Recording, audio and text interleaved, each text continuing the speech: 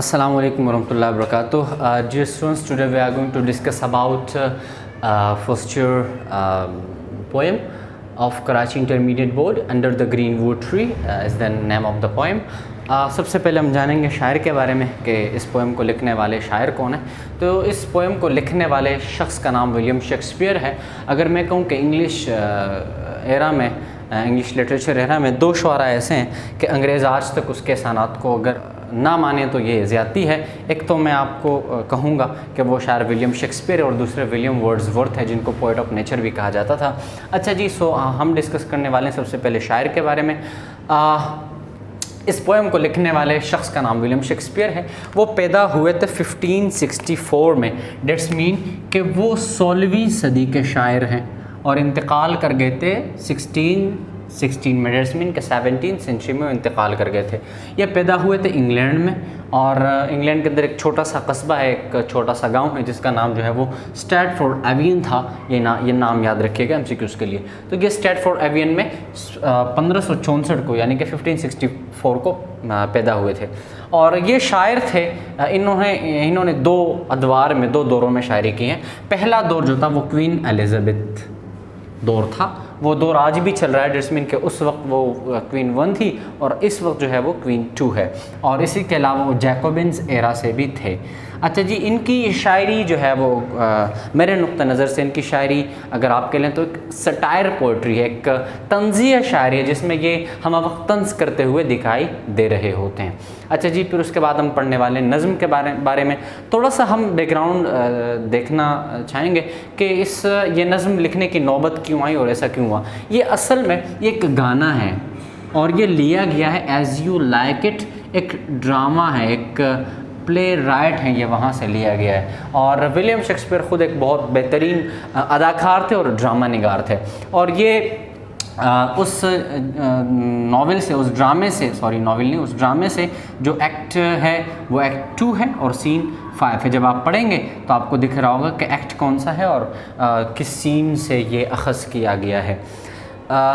पुराने ज़माने में जब कोई ड्रामा और या कोई ऐसी फिल्म वगैरह प्ले होती थी, कोई स्टेज शो होता था, तो होता ये था कि बैकग्राउंड में या सेट पे सारा मंज़र, अगर कोई शहर का सीन होता था तो शहर बना दिया करते थे, और गांव का कोई सीन होता था तो अगले दिन सेट को चेंज करके जो है वो सेट बना दिया करते थे।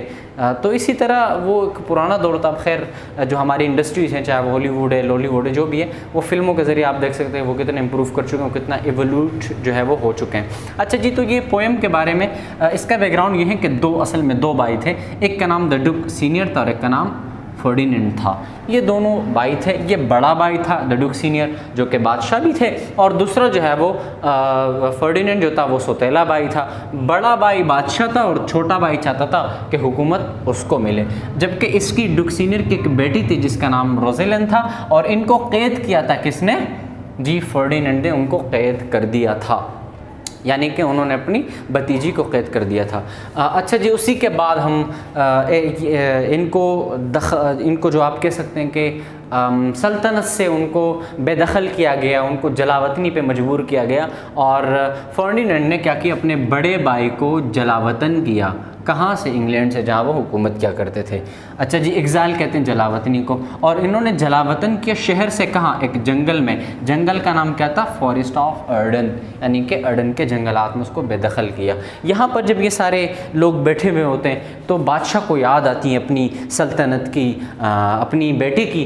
तो वो क्या करता है कि उसी को हौसला देने के लॉर्ड एमिन्स, उसका एक करीबी दोस्त है, वज़ीर है, वो क्या करता है, गाना गाने लगता है। और वो गाना क्या है?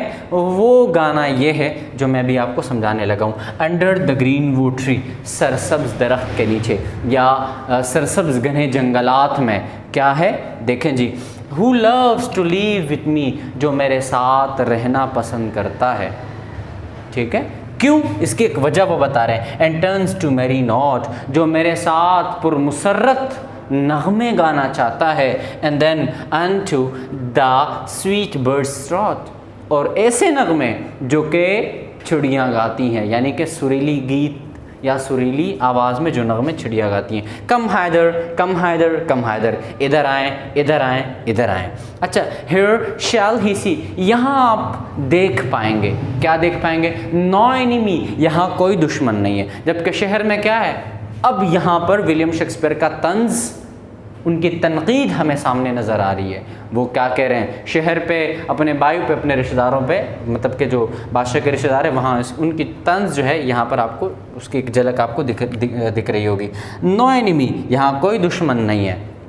शहर में क्या होता है? शहर में तो बाई बाई का दुश्मन है, जबकि यहाँ पर ऐसा कोई नहीं है। यहाँ पर दो दुश्मन है। वो कौन कौन से है? बट विंटर, दैट्स मीन लेकिन सर्दी, एंड रफ वेदर, ख़राब मौसम। ये दो आपके बदतरीन दुश्मन है। इसके अलावा आपका कोई दुश्मन इस जंगल में नहीं है। आगे वो लिखते हैं हु डथ एम्बिशन शन, और कौन है जो अपने ज़िंदगी के मकासद बुलाना चाहता है।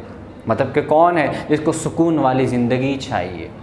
शहर में क्या क्या है? आपने अपने ढेर सारे मकासद, आपने अपने ढेर सारे प्लानिंग्स तय किए होते हैं और वो आपको पूरे करने होते हैं, जबकि जंगल में ऐसा कुछ नहीं है, एंड कुछ भी नहीं होता। And loves to live in the sun, और कौन है जो आसमां तले सूरज के नीचे, सूरज की चमक के नीचे रहना चाहता है। Seeking the food he eats, और कौन है जो चाहता है कि वो उस खुराक को ढूंढे। शहर में क्या है? आप न्यू जनरेशन को देख रहे हैं, फास्ट फूड, पिज़्ज़ा, ब्ला ब्ला ब्ला, इन्हीं के पीछे क्या करते हैं? पड़े रहते हैं। जबकि यहाँ पर क्या है? Seeking the food he eats, आपको वो तमाम तर चीज़ें मैसर हैं, आपको वो कीमती चीज़ें मैसर हैं कि जो आपको शहर में मैसर नहीं होंगे।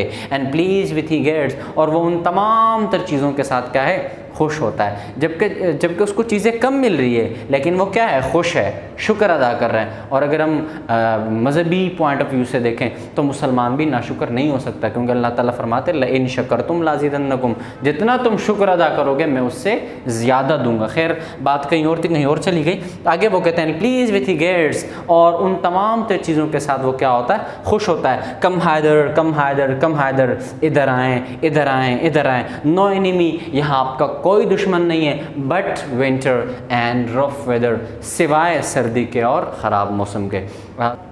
सो डियर स्टूडेंट्स, आज के लिए इतने काफ़ी है। मिलते हैं अगली वीडियो में, और सब्सक्राइब करना और करवाना ना भूलिएगा। Thank you so much. अल्लाह हाफ़िज़।